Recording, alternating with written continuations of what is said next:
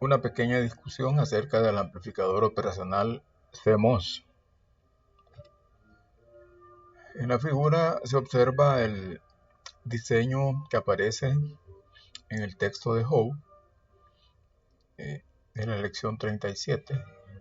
Es un diseño básico, un amplificador operacional de 2 etapas, típico de los diseños de amplificadores operacionales que deben de ocupar poco espacio en un circuito integrado. En este caso está alimentado desde más o menos 2.5 voltios. Y se puede ver que el diseño de la polarización es tradicional, es una fuente de corriente de 50 microamperios con 2 espejos de corriente a través de los transistores M7 y M6. Regresaremos a este dibujo, a este esquema cuando sea necesario. Aquí se ven las características eléctricas de los transistores NMOS y PMOS. Son valores típicos de Kn', 50 microamperios sobre voltio cuadrado. Kp' es la mitad. Los Vt son iguales. Lambda' es función de la longitud. En ambos casos esto equivale a un voltaje Early de 30 voltios. Aquí se ve, digamos, el análisis en DC del amplificador operacional. Aquí están todos los parámetros: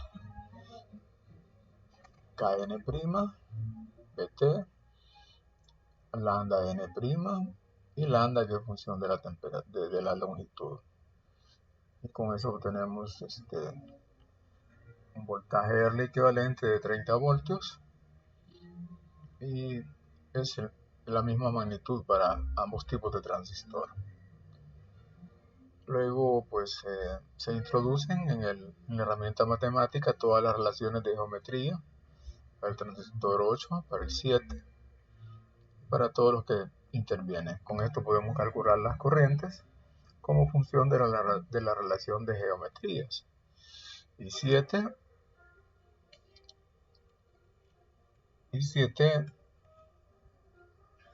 que es la fuente de corriente para el par diferencial que está en la entrada, y 6 que va a alimentar a la etapa de salida, y 1 es la corriente de uno de los 2 transistores del par diferencial, y 5 es la corriente del transistor activo de la segunda etapa. De igual manera calculamos todas las tensiones relacionadas de los dispositivos que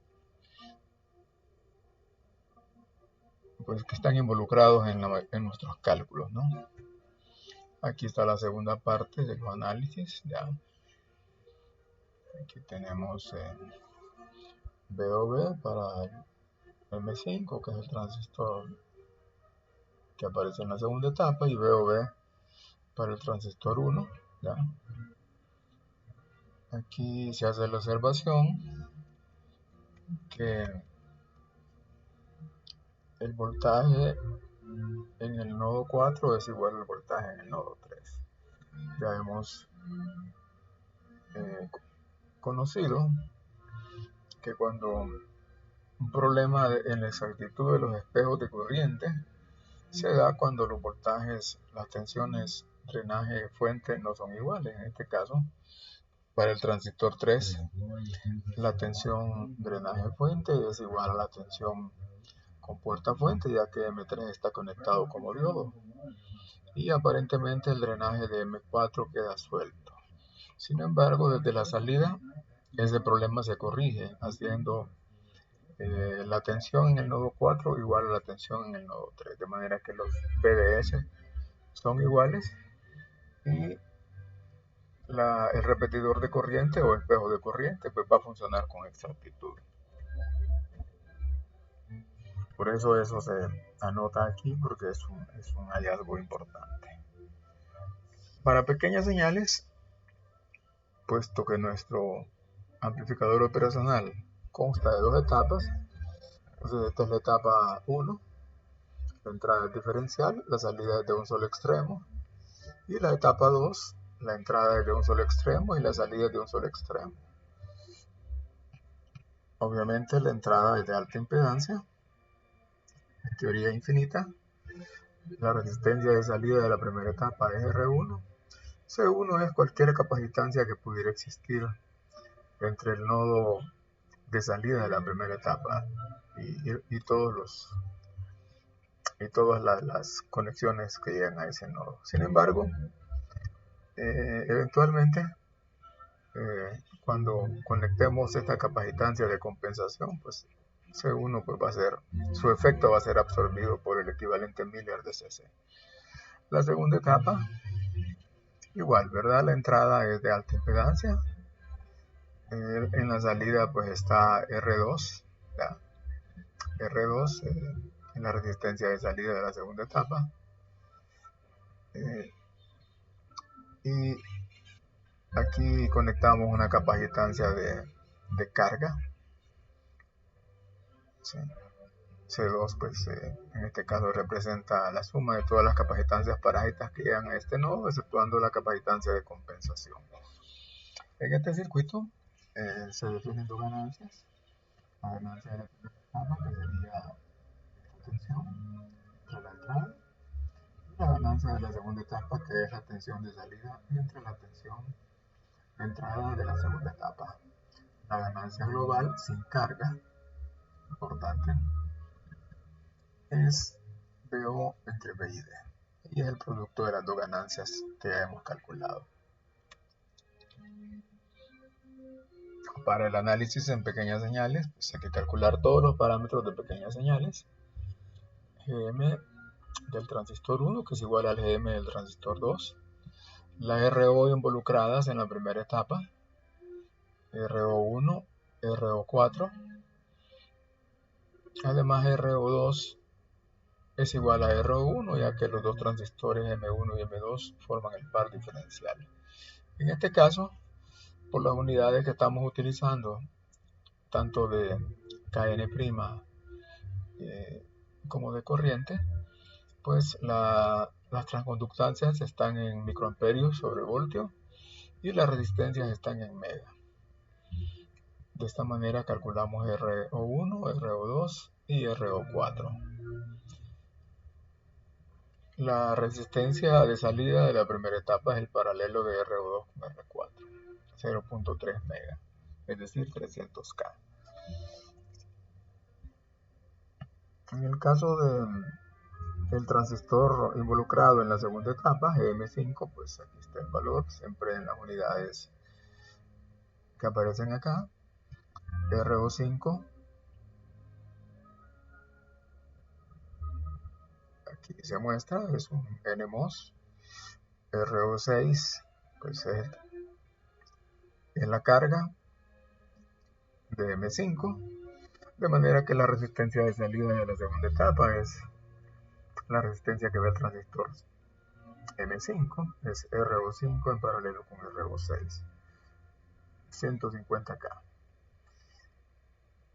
GM1 es la transconductancia del primer transistor y GM2 es la transconductancia de M5, de manera que AB1 es menos GM1 por R1, AB2 es menos GM2 por R2, y la ganancia global sin carga, AB1 por AB2, es de unos 11.250 voltios sobre voltio. Un cálculo que puede ser incómodo es el de los rangos de entrada en modo común. El voltaje de entrada en modo común es el voltaje mínimo que puede ser aplicado a las entradas cuando estas están unidas. Aquí pues el mínimo nos dice que tanto puede bajar esta entrada. Entonces vemos que el recorrido es de menos PDD, BGS es 1.28 voltios, luego sigue el BSD mínimo, que es el VO de este transistor, y finalmente restamos BSG, que es 1.28. está, ¿verdad? Menos BDD más BGS más el BSD mínimo del transistor 1 menos el BSG. Y eso nos da menos 2.2 voltios. La contraparte, es decir, la tensión máxima en modo común, es decir, la tensión máxima que podemos aplicar a las entradas cuando están unidas. Aquí la trayectoria es DT más BDD, es BDD menos el BSD mínimo de M7, sería BSD7 que es mínimo, que es BOB, menos el BSG. Aquí está BDD menos bueno, aquí dice BDS, pero en realidad es BSD, menos el BSG del transistor 1 nos da 0.8 voltios. Vean que el rango es un poco asimétrico. Los rangos de salida son más sencillos. El BO máximo es BDD menos el BSD mínimo. Vean el valor mínimo es, perdón, el valor máximo es BDD menos el BSD mínimo de M6, que es BOV6. Eso nos da 2.1 voltios, mientras que la tensión de salida mínima, aquí el recorrido es de T menos BDD menos 2.5 voltios, más el BDS mínimo de M5, que es BOV5. Esto es más simétrico. La salida puede variar desde 2.1 hasta menos 2.2 voltios. Esto nos da una idea de que los operacionales, pues en general no son rail to rail. Solo los rail to rail van desde más BDD hasta menos BDD a la salida.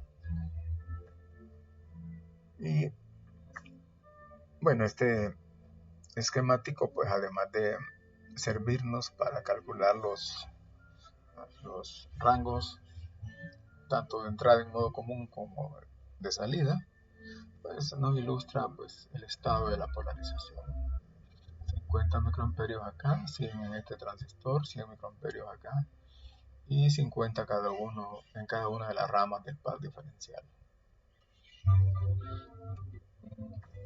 La estabilidad, esta es una parte importantísima, digamos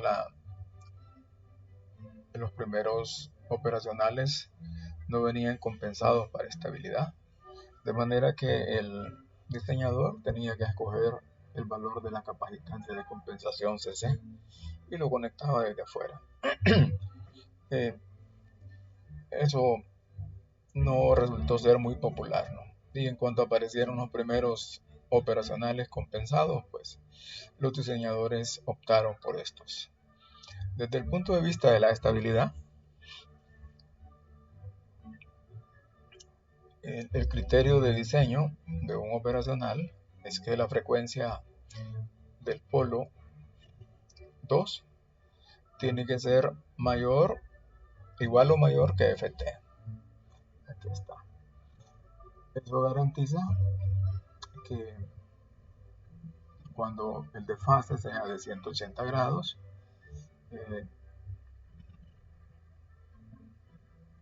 la ganancia del lazo abierto del operacional va a ser menor que la unidad, menor que 0 decibelios. En el límite, Ft se hace igual a Fp2, ¿ya? O Fp2 se hace igual a Ft. ¿Ya? Y ese es un criterio para garantizar un margen de fase de 45 grados. Así como también escritas estas condiciones de estabilidad, sería para margen de fase mayor o igual que 45 grados. ¿Ya? Entonces, si Fp2 es mayor o igual que Ft,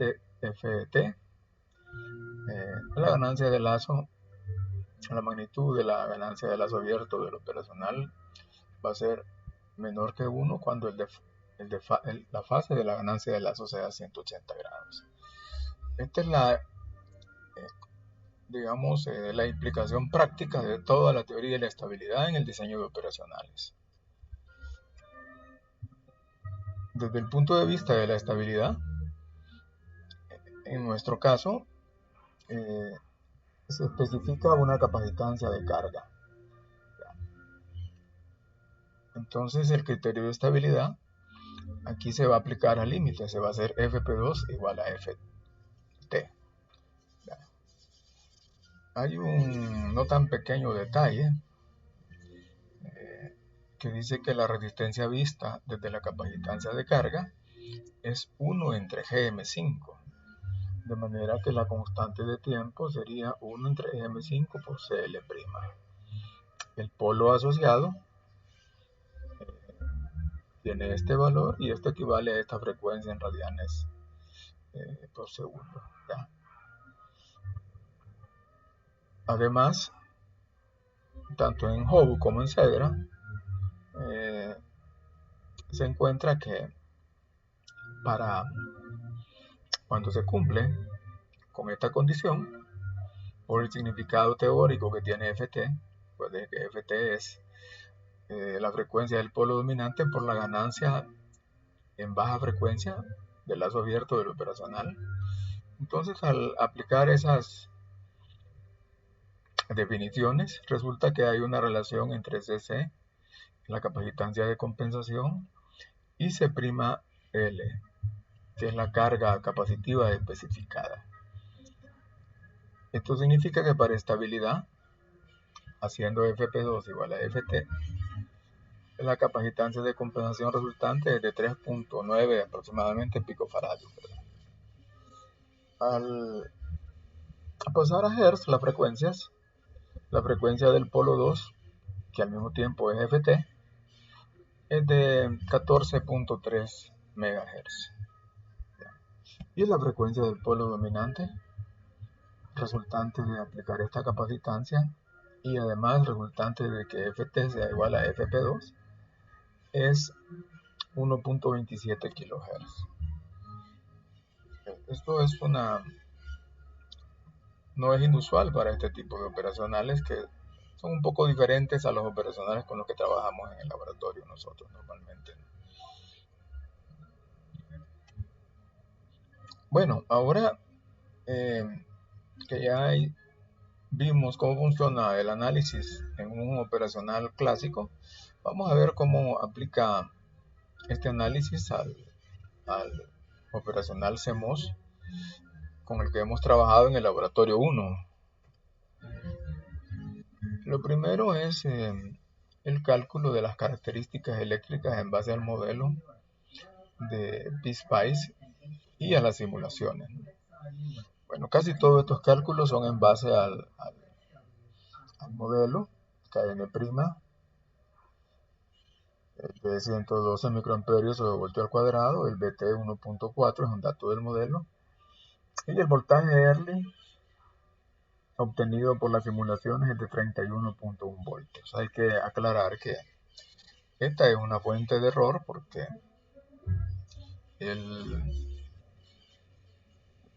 la forma de obtener este voltaje Early, pues, que es midiendo la pendiente de la característica de corriente ID contra BDS, pues no ha sido muy precisa.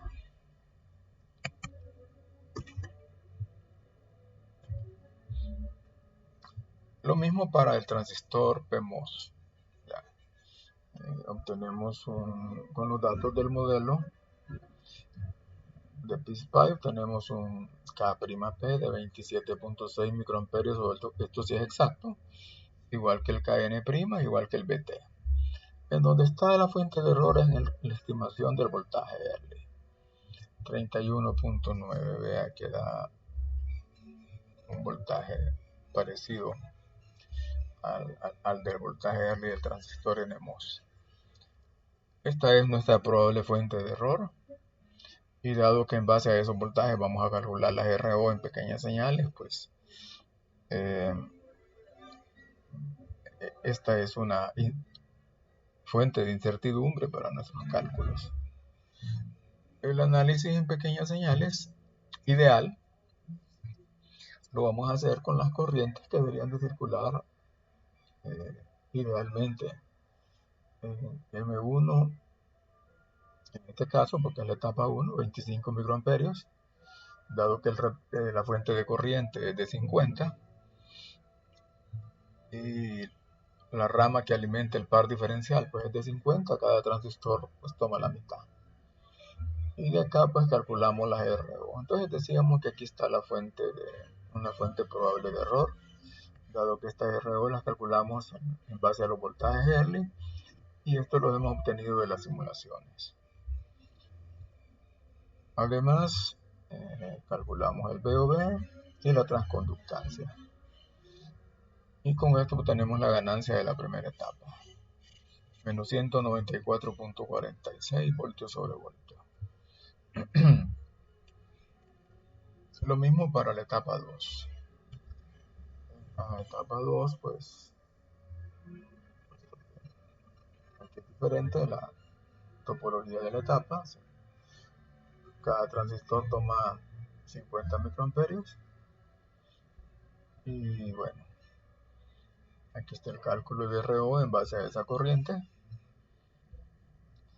Y con todo esto obtenemos una transconductancia pues, de este valor y una ganancia para la segunda etapa en base a esta transconductancia y esta resistencia paralela de las dos resistencias de los dos transistores que están a la salida de menos 99.28. Esto nos da un valor ideal para la ganancia sin carga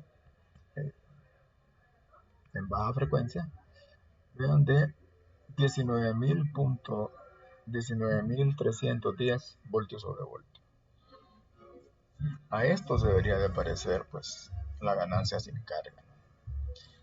Pero hay que pues, insistir, ¿verdad? Se debería tener un método pues, confiable para medir lo VA. En la realidad, al correr la simulación en LT Spice, hay un problema si la salida se deja sin carga. El problema es que estos dos transistores quedan volando y no hay forma de garantizar que M5 y M6 y M8 se mantengan en saturación. Entonces,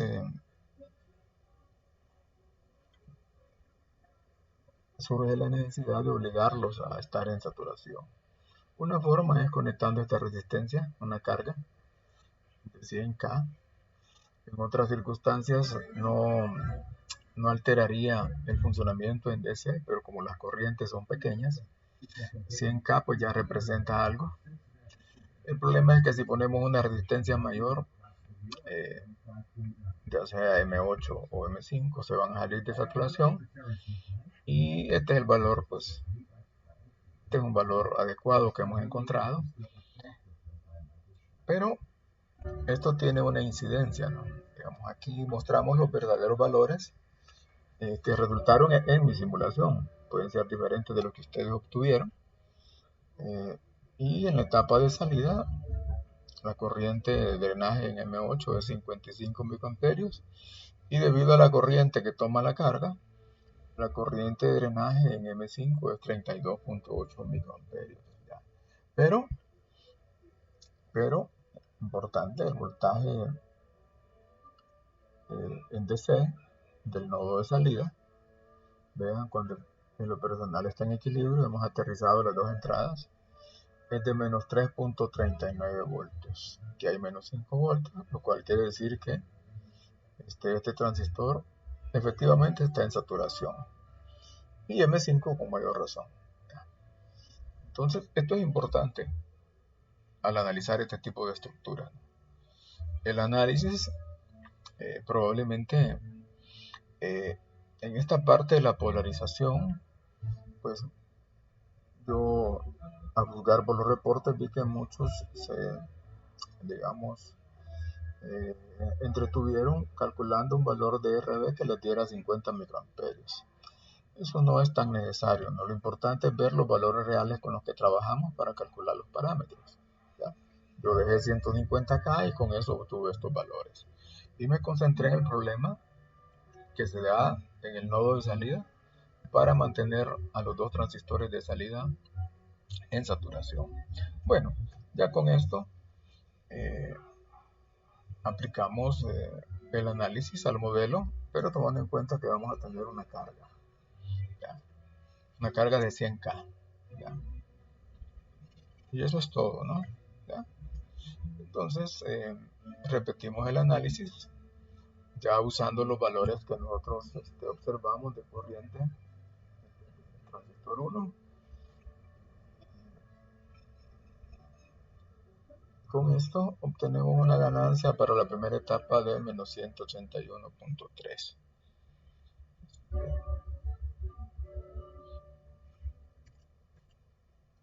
En el caso de la segunda etapa, pues lo mismo, ¿no? Aquí está la corriente.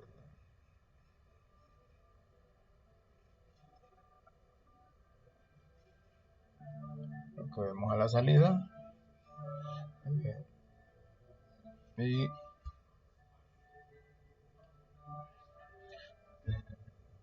nos da una ganancia de menos 26 puntos. Con carga. Y una ganancia sin carga de menos 119. Que se parece a la ganancia teórica ideal, ¿no? ¿Ya? Bueno, eh, esto completa nuestra discusión y a lo mejor sirve de algo para, tanto para considerarlo para el examen que tenemos que hacer sobre estos temas como para reportes y cualquier otro trabajo de laboratorio.